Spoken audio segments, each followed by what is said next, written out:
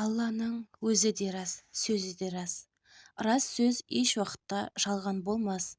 Көп кітап келді Алладан, оның төрті. Алланы танытуға сөз айырмас. Амантық оқымаған кісі бар ма? Уактубихи дегенмен ісі бар ма? Алла өзгермес, адамзат күнде өзгерер. Жарлық берді ол сіздерге, сөзді ұғарға. Замана, шаруа, мінез күнде өзгерді. Оларға кезімен нәби келді. Қағида шариғаты өзгерсе де, тағриф Алла еш жерде өзгермеді. Күллі мақлық өзгерер, Алла өзгермес. Ахлы кітап бұл сөзді бекерде емес.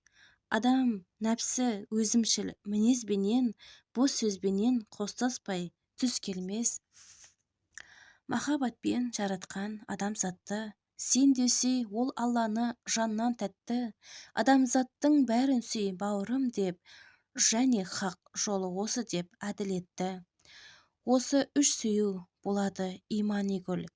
Иманның асылы үш деп сен тахиқ біл. Ойландағы үшеуін таратып бақ, басты байла жолына малың түгіл. Дін де осы, шын ойласаң, тағат та осы. Екі дүние бұл тасдиқ, хақтың досы. Осыларды бұзатын және үш іс бар. Пайда мақтан әуес қой, онан шошы. Роза, намаз, зекет, хаж талассыз іс.